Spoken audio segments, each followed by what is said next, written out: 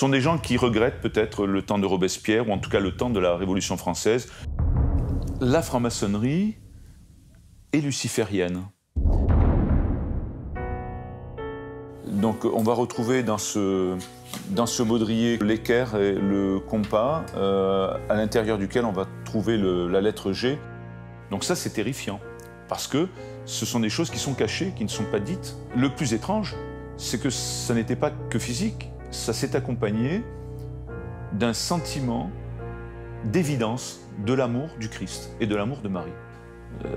J'ai vu un Christ en croix, et bien là, je peux vous assurer que j'ai versé toutes les larmes de mon corps.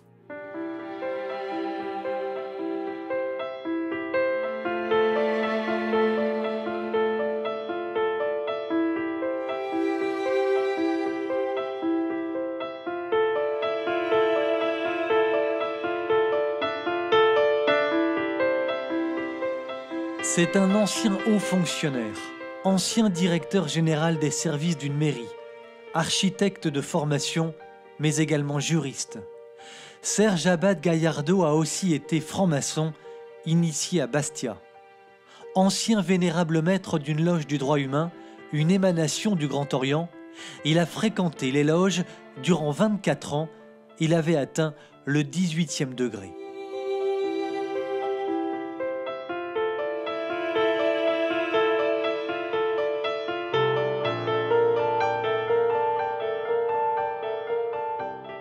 Parcours classique d'un homme qui, parce qu'il ne trouve pas de réponse aux questions qu'il se pose, arrive un jour en franc-maçonnerie.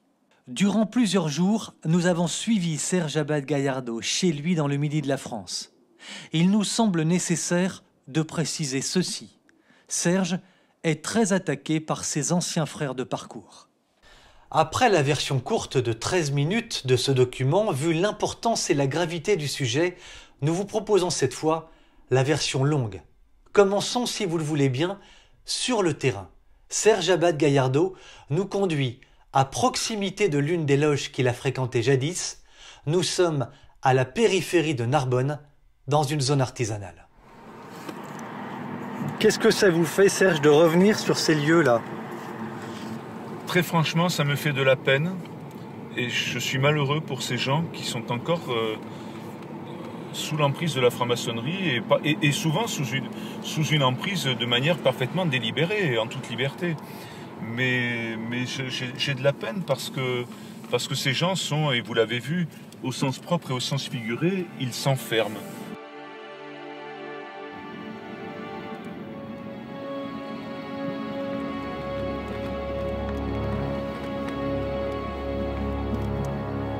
Donc cet endroit-là, vous l'avez fréquenté, vous? Oui, je l'ai fréquenté quelques années. Il y a le temple maçonnique à proprement parler, avec le décor habituel, savoir les rangées de fauteuils qu'on appelle des colonnes, l'orient, les symboles maçonniques, etc., qui est le temple dans lequel se déroulent les tenues, les initiations, les cérémonies.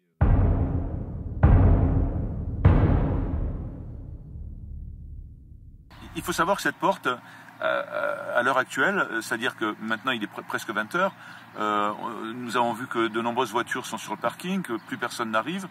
Ça veut donc dire que la tenue va démarrer sous peu. Donc cette porte était actuellement fermée à clé. Plus personne ne peut entrer. Quiconque voudrait entrer serait obligé de sonner. Et pour sonner, il y a des codes. En l'espèce, c'est pour le mot de passe, il y a mot de passe, mot sacré, mot abond, tu bats le K1, voilà.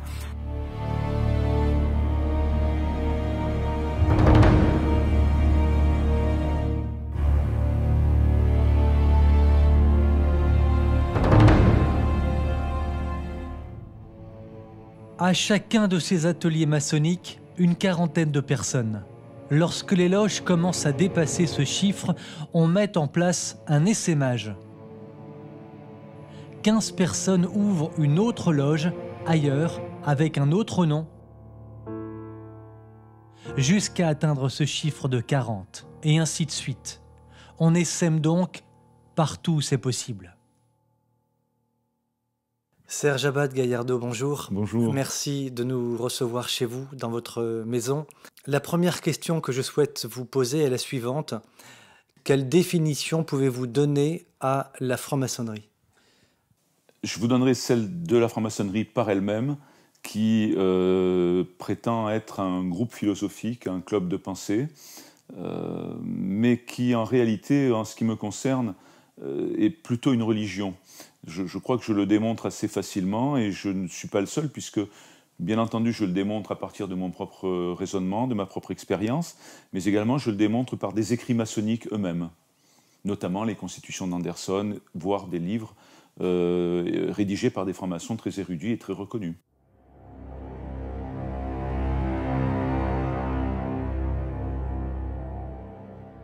La Constitution d'Anderson, les règles de la franc-maçonnerie, rédigées par le pasteur James Anderson en 1721. Cette Constitution indique clairement que la franc-maçonnerie est fondée sur la croyance en Dieu. Toute la question est de savoir quel est ce Dieu.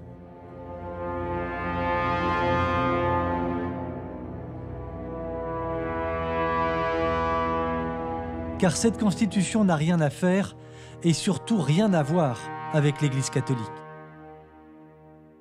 J'ai pas couramment, mais j'ai parfois entendu, en fin de tenue maçonnique, c'est-à-dire c'est une soirée maçonnique, des francs-maçons s'exclamer « Vive la République !»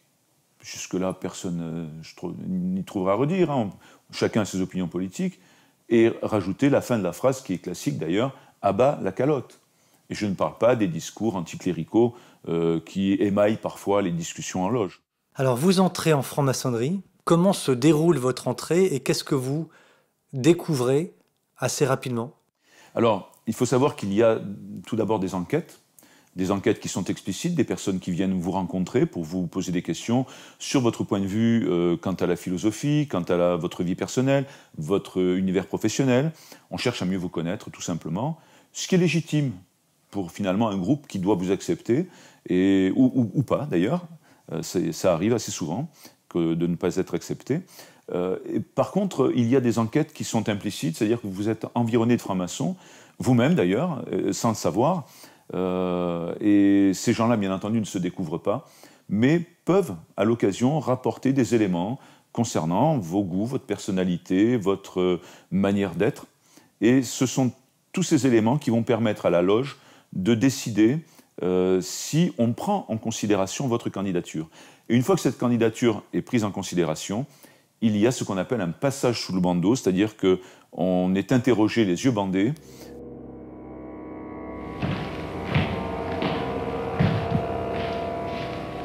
Monsieur, voulez-vous frapper à ça? Vénère Ahmed, on frappe irrégulièrement à la porte du temple. Qui frappe irrégulièrement à la porte du temple? C'est un profane qui demande à être reçu franc-maçon. Frère grand expert et vous, frère maître des cérémonies, introduisez ce profane. Debout, mes frères, glaive en main.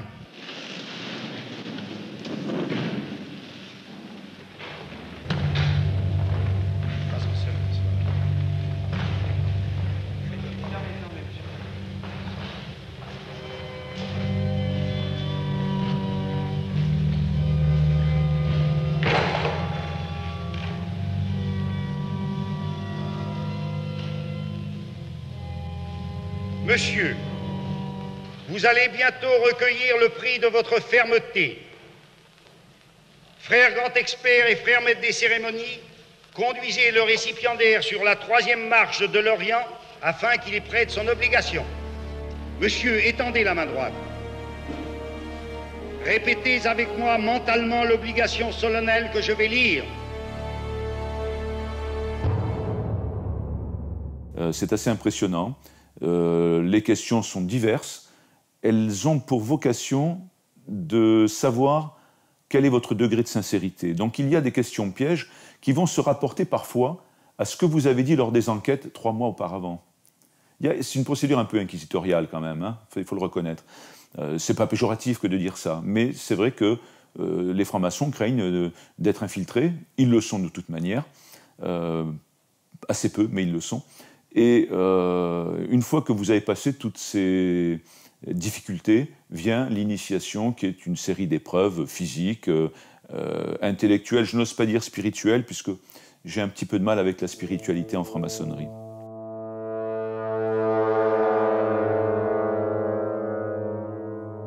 Toutes les phrases du rituel sont dites par les officiers de la loge de manière très théâtrale.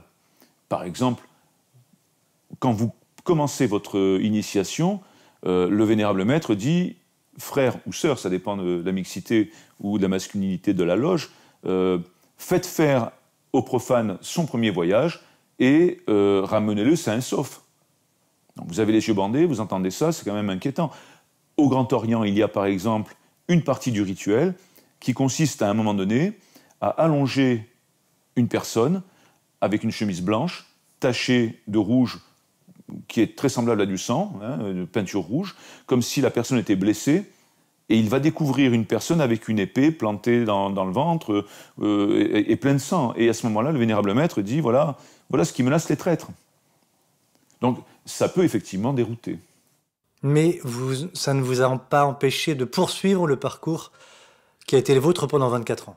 Non, parce que ni de poursuivre l'initiation, parce qu'on vous pose quand même la question tout au long de l'initiation. Persistez-vous. Parce que ce qui est un petit peu pervers dans cette histoire, c'est qu'on vous pose cette question, et finalement vous y entrez de votre plein gré. Mais il y a quand même malgré tout quelque chose qui s'apparente à de la manipulation. Ces images qu'on vous fait voir, ce rituel qu'on vous fait subir, tout ça impressionne votre esprit, mais en même temps, vous y entrez de votre plein gré. Et on y entre également de notre plein gré, pourquoi? Parce que finalement, on fait confiance à celui qui est notre parrain. Le parrain vous rassure quand même, dit les épreuves sont symboliques, vous fait comprendre qu'il y a bien sûr quelque chose d'important qui va se passer, mais que tout le monde étant passé par là, c'est pas très dangereux. Voilà.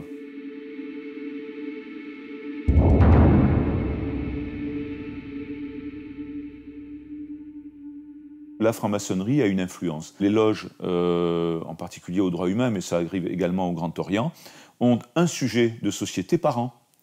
Ce sujet de société est débattu par les loges, donne lieu à une synthèse au niveau national. Et cette synthèse est transmise au gouvernement et au président de la République. Donc ces élus ont le point de vue de la maçonnerie. Et puis par ailleurs, et surtout, il y a ce qu'on appelle la fraternelle parlementaire.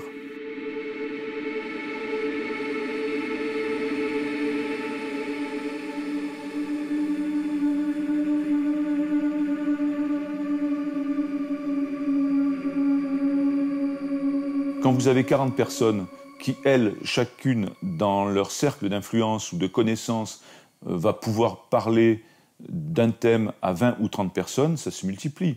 Alors ça, c'est un des moyens, je dirais, de dispersion de l'idéal maçonnique.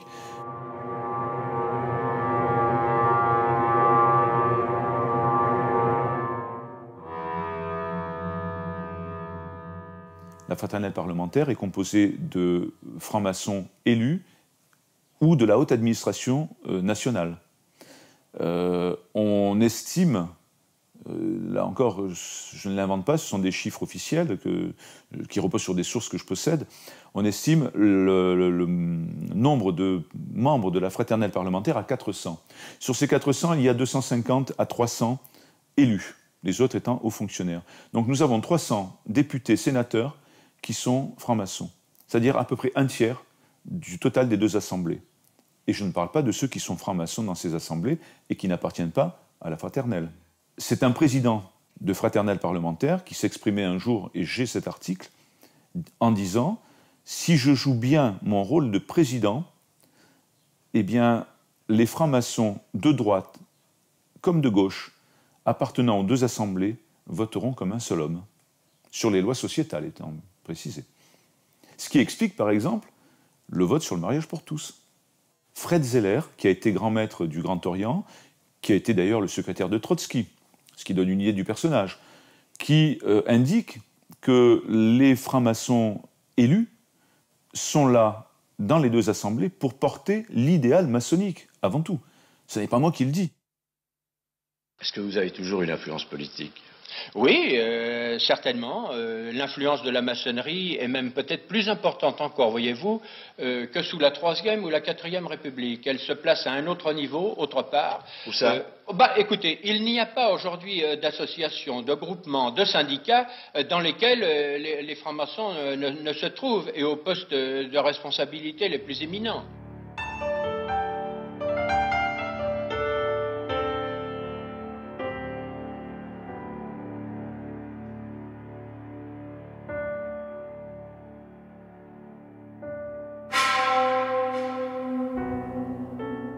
Mais si l'on croit, comme c'est mon cas, dans la République, à un moment, il faut passer par la franc-maçonnerie.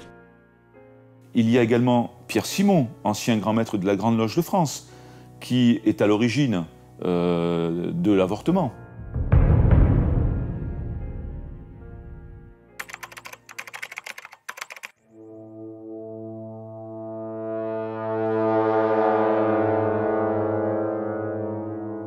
En tout cas des lois sur l'avortement, et qui explique que toutes les lois, j'ai la citation en ma possession, que toutes les lois que nous avons en France sur ces sujets-là sont d'abord travaillées et mûries en loge. Le terme de mûrir, c'est lui qui l'emploie. On mûrit les lois en loge. J'ai personnellement, dans le deuxième livre que je viens de faire publier, donné la preuve qu'il y a eu une tentative de modification de la loi Leonetti dernièrement, dans laquelle on retrouve des termes identiques dans l'actuel code de la santé publique et dans les planches maçonniques, dans les courriers également que la Grande Loge féminine de France a envoyés au gouvernement. Donc ça n'est pas par hasard. Ces termes sont sédation profonde et sédation en phase terminale. Les maçons me font parfois le procès d'un anti-maçonnisme primaire, pas du tout. Moi, je ne veux pas de mal aux francs-maçons, au contraire. J'aimerais bien qu'ils voient la lumière du Christ. Mais force est de constater que les loges maçonniques sont à l'origine des lois françaises. Je ne suis pas certain que ce soit une preuve de démocratie. Vous avez écrit ou vous avez dit que vous vous étiez rendu compte que vous serviez Lucifer. Oui, mais bien entendu. Bien entendu. La franc-maçonnerie est luciférienne. Alors, il faut s'accorder sur ce que veut dire le terme luciférien. Il n'y a pas de messe noire en franc-maçonnerie, on n'égorge pas des enfants, il n'y a pas de rituel satanique avec des orgies. Pas que vous sachiez en tout cas. En tout cas, voilà. Effectivement, vous faites bien de préciser ce point. Je suis un témoin. Je ne suis pas un théologien, je ne suis pas un spécialiste des sciences des religions, je suis simplement un témoin. Quelqu'un qui a été touché par la grâce de l'Esprit Saint et qui est revenu à la foi après avoir été franc-maçon. Je ne suis rien d'autre que ça. Donc je ne fais que témoigner de ce que je connais, de ce que j'ai vu. Je n'ai pas vu donc de messe noire. Il y a par contre des auteurs qui n'hésitent pas, comme un auteur espagnol qui est une référence en la matière, qui s'appelle Ricardo de la Cierva, qui explique que tous les francs-maçons ne sont pas satanistes, loin de là, mais tous les satanistes sont francs-maçons. Et ça, c'est une réalité, cet auteur est reconnu. Le fondateur de l'église de Satan aux États-Unis, Crowley, était franc-maçon.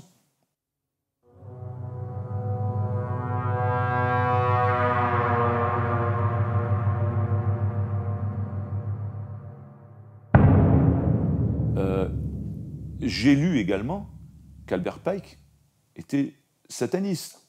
C'est quand même lui qui dit que la religion maçonnique, vous voyez que ce n'est pas moi qui utilise le terme, la religion maçonnique est la religion luciférienne par excellence. Il dit même plus, il dit que Adonai et Lucifer sont Dieu, et malheureusement Adonai est Dieu également.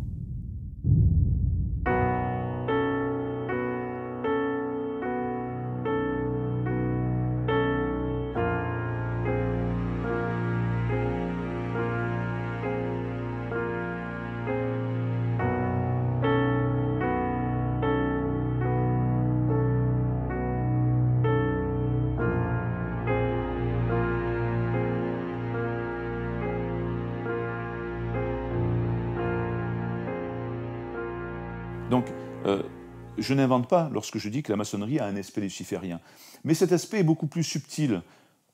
C'est quelque chose qui, comme je le disais, arrive très progressivement.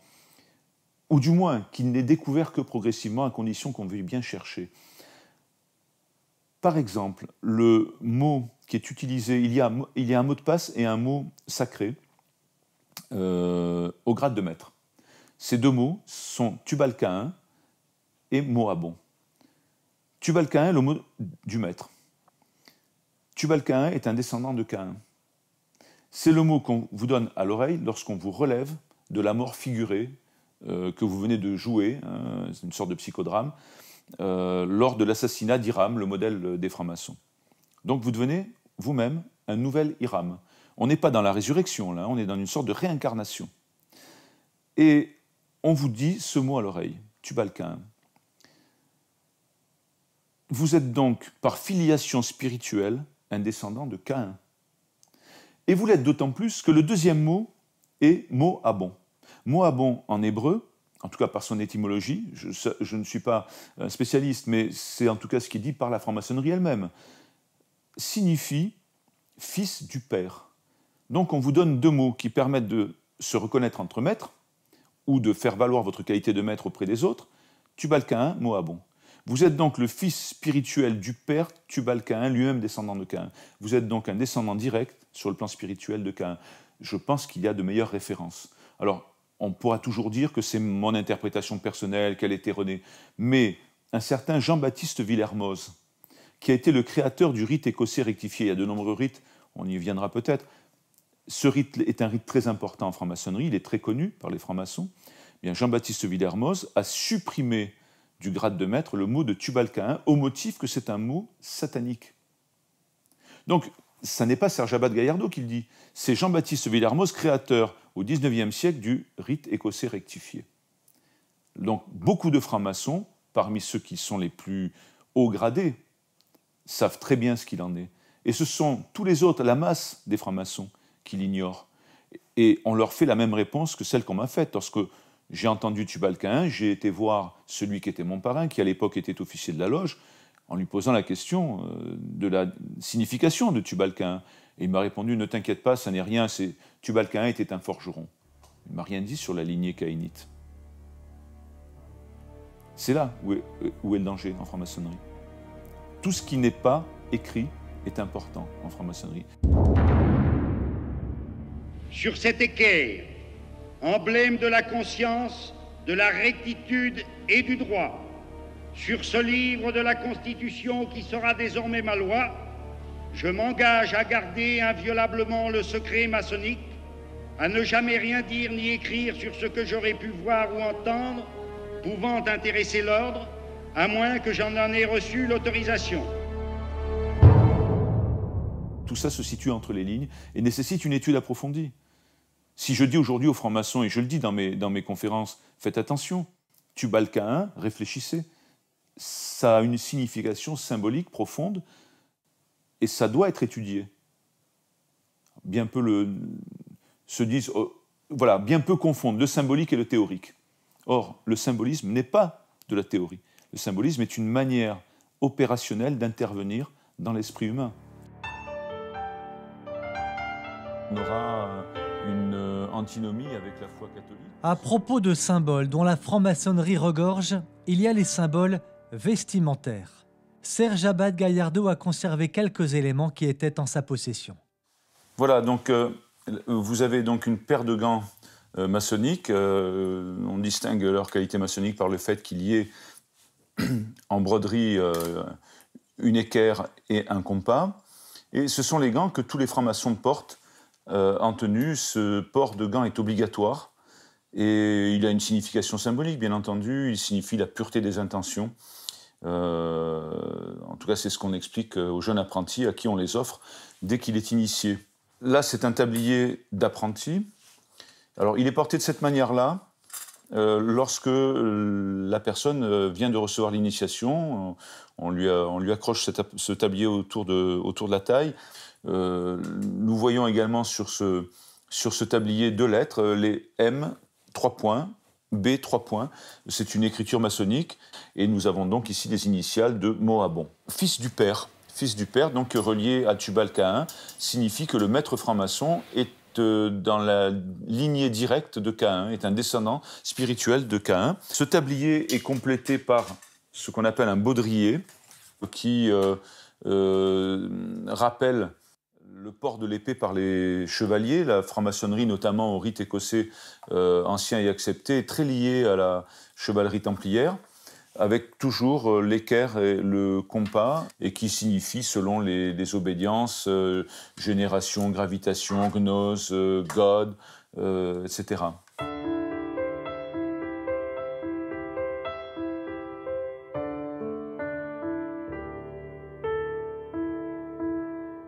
C'est une histoire à rebondissement. Je suis dans ma voiture, je reviens d'une réunion, il y a un embouteillage, j'allume la radio, puis je cherche par recherche automatique une radio. Je tombe sur RCF Pays d'Aude, radio catholique. Et cette radio diffuse, comme toutes les radios catholiques, le rosaire de Lourdes à 15h30, chaque jour. Et je tombe sur cette rediffusion, sur cette diffusion même, puisque c'est en direct. Je n'avais jamais entendu la prière du rosaire, je ne savais même pas que ça existait.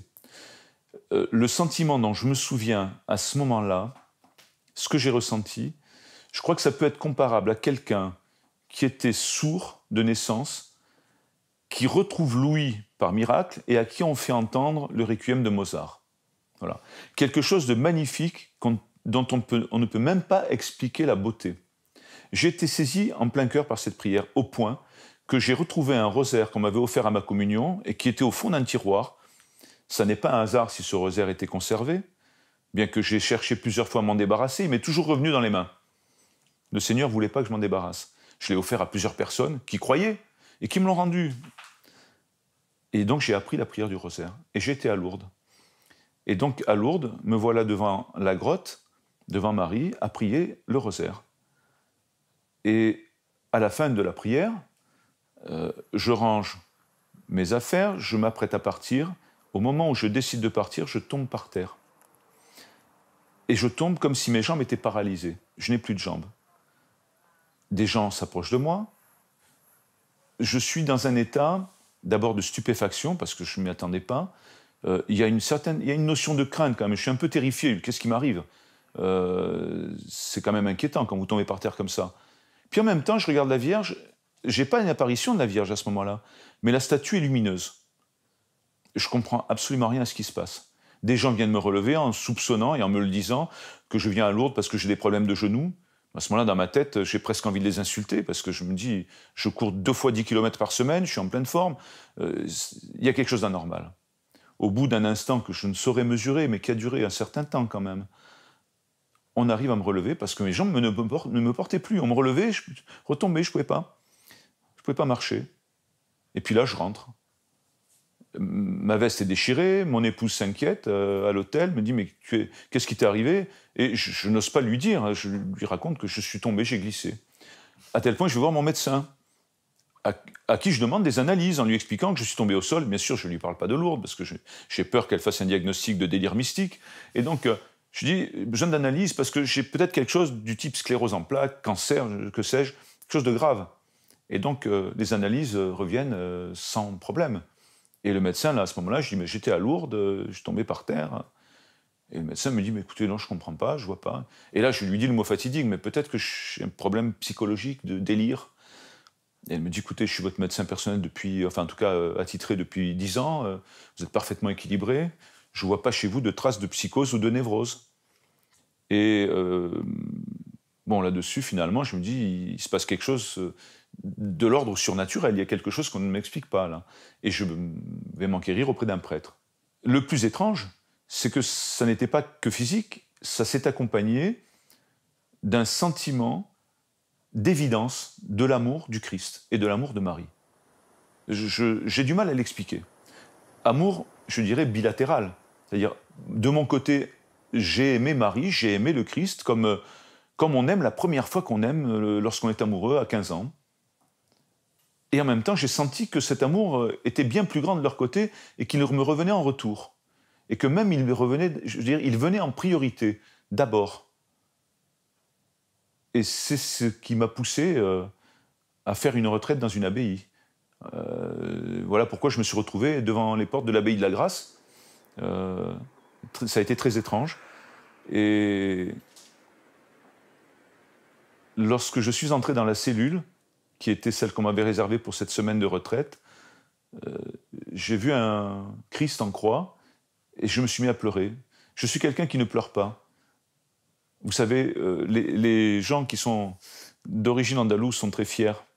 Et mon père m'a toujours éduqué en m'apprenant qu'un homme, ça ne pleure pas. Et je ne sais pas pleurer. Eh bien là, je peux vous assurer que j'ai versé toutes les larmes de mon corps. Voilà. C'est l'histoire de mon retour à la foi. Bien sûr, après, il s'est passé beaucoup de choses. Mais tout ça a été quelque chose Voilà, j'ai compris que la divinité maçonnique, le naturalisme divin de la franc-maçonnerie n'était qu'un concept, une idée philosophique, et que Dieu était une expérience, au contraire de cela. Le Dieu des catholiques, le véritable Dieu, est une expérience personnelle, et il nous aime. Et je me suis aperçu finalement, non pas par mon propre raisonnement, mais par la grâce de Dieu. C'est aussi simple que ça. Que finalement, cette lumière maçonnique, c'est une petite ampoule, à côté de l'explosion nucléaire qu'était l'amour du Christ. Donc effectivement, oui, je suis soigné, je suis réparé, je suis sauvé, probablement. Rien n'est jamais acquis. Rien n'est jamais acquis. Dieu nous donne la possibilité de répondre à son appel. Et nous pouvons faire comme le mendiant au coin de la rue, à qui on va donner un billet. Si nous gardons le poing fermé, on ne prendra jamais ce billet. Et Dieu agit comme ça avec nous. Aujourd'hui, oui, j'ai la main ouverte. Et je crois surtout que je vis un amour extraordinaire, qui ne peut pas s'expliquer. Là est la ressemblance avec le secret maçonnique. Mais ça n'est qu'une ressemblance formelle, parce que le franc-maçon croit qu'il est en marche vers la découverte de son propre secret, mais en franc-maçonnerie, on n'est pas en psychanalyse. On cherche une vérité, sa propre vérité, mais on ne trouve que soi-même. Et soi-même, nous sommes très pauvres sans le Christ. Nous ne sommes rien. Aujourd'hui, j'imagine que pour rien au monde, vous ne reviendriez en arrière. Ah non, non, non. Je ne changerai pas le mode de vie sur le plan matériel que j'avais auparavant avec celui que j'ai aujourd'hui, qui n'est pas difficile, mais qui est plutôt modeste, si je devais y laisser la spiritualité que j'ai trouvée en Christ. Pour rien au monde. À choisir, je préférerais devenir mendiant dans l'amour du Christ que riche ou aisé financièrement dans l'éloignement du Christ. Pour moi, la question ne se pose même pas. La question ne se pose même pas. Il y a le monde et il y a Dieu. Il y a Mammon et il y a Dieu. Et j'ai fait un choix. J'ai fait un choix. Il est clair. Et j'espère qu'il est irréversible. En tout cas, pour ma part, je le pense irréversible. Et j'imagine bien que de la part du Christ, Dieu étant fidèle, il ne m'abandonnera jamais. Il est tout le temps là. Il m'aide. Je traverse des difficultés terribles, terribles. Mais je tombe et il me relève. Et Marie est là aussi. Alors c'est difficile à expliquer, difficile à exprimer, mais c'est une réalité presque sensible. Alors j'imagine bien que les francs-maçons qui pourraient regarder cette émission seraient très dubitatifs. Alors je les invite à deux choses. D'abord lire un livre récent, je ne parle pas de mes livres, vous voyez, je ne fais pas de publicité sur mes livres, un livre extraordinaire que vient d'écrire le cardinal Sarah, qui s'appelle « La force du silence ». Lire ce livre, et ensuite aller en adoration devant le Saint-Sacrement. Et s'ils ne se convertissent pas, qu'ils n'abandonnent pas la franc-maçonnerie, c'est qu'ils ont fermé leur cœur.